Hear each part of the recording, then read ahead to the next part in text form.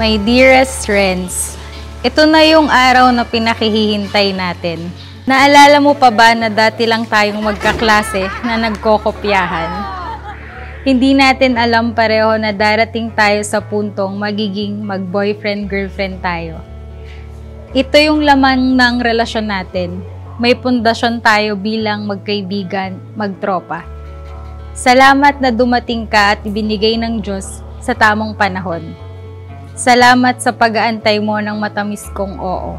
7 years bago po namin marating to, araw na ikakasal na kami.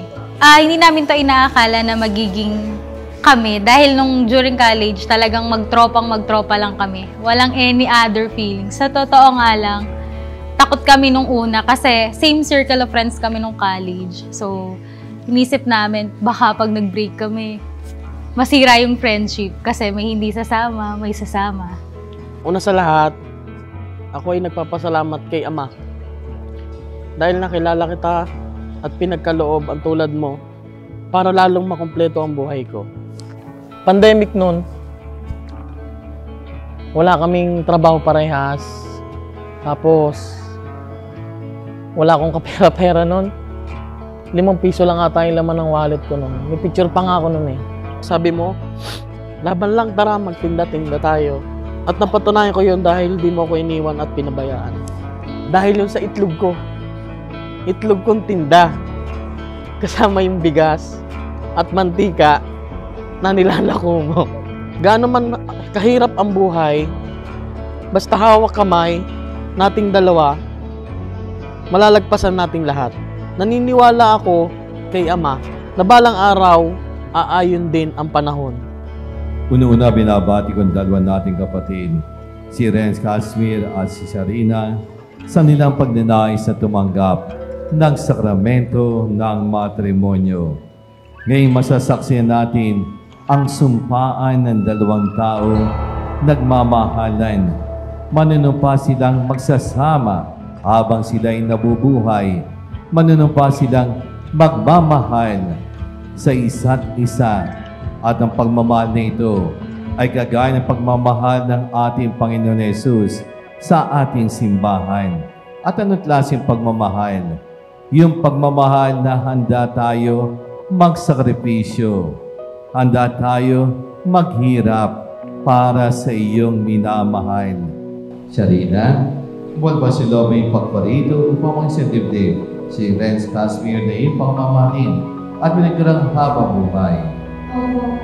Ika na Renz Casmir, buwan ba si Lobe pagparito upang mag-sentibdib si Sharina na iyong pangmamahalin at binagkarang habang buhay? Renz Casmir at Sharina, nakadamay ko ba na sa iyong pananagunan si bahay sa bayan na umaasa iyo kay masukli na ipagkalap po may kapal upang sila'y palakihin bilang mabuti mamayang Kristiyan.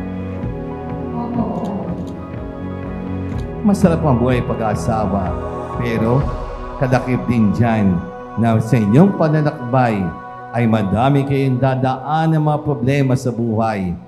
At maganda dito ay hindi ka nag-iisa sa pagharap sa problema.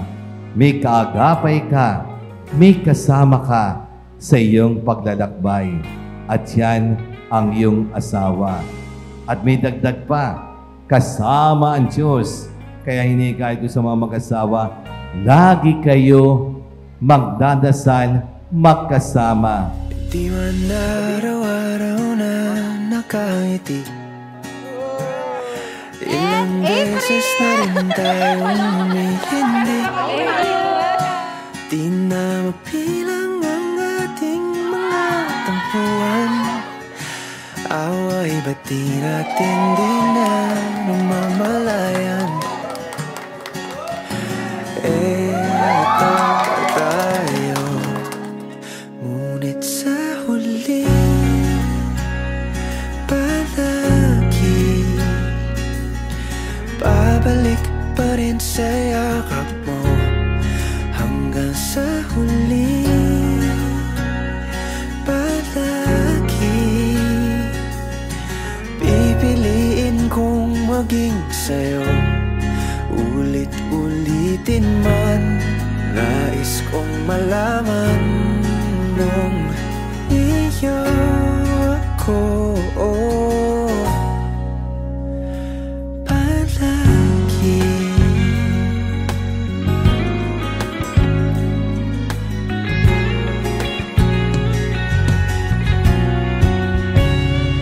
Ngayong araw, misis na kita. At ikaw ang magiging ilaw ng tahanan. Kaya, huwag ka naman agad mapupunde.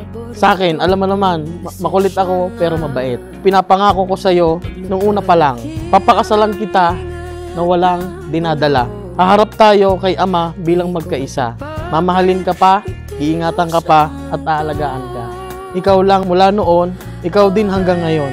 Ikaw pa din hanggang sa mga susunod na taon. Mahal na mahal kita, Shane.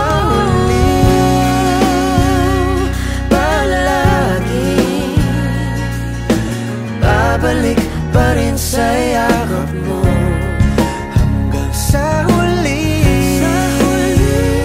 palagi pipiliin kong maging sa'yo. Ulit-ulitin man, nais kong malaman mo, iyo ako.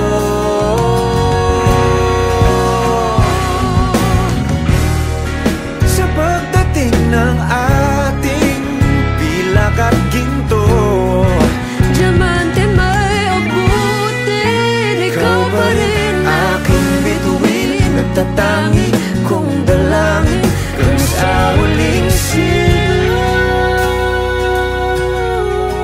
Palagi mong tatandaan na nandito ako para maging katuwang mo sa habang buhay. Yung girlfriend mo na misis mo na ngayon, na palaging sumisigaw ng palihim, na sobrang proud ako sa iyo. At para sa future natin, alam kong kayang-kaya natin harapin ang lahat ng magkasama. Isa kang mabuting anak, uniko iho, kuya, apo, pinsan at ngayon ninong ng dalawa mong pamangkin.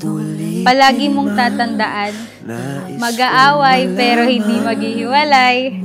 Favorite mong motto sa atin. Mahal na mahal kita, B. And I promise to love you forever. Love, misis mo, Shane.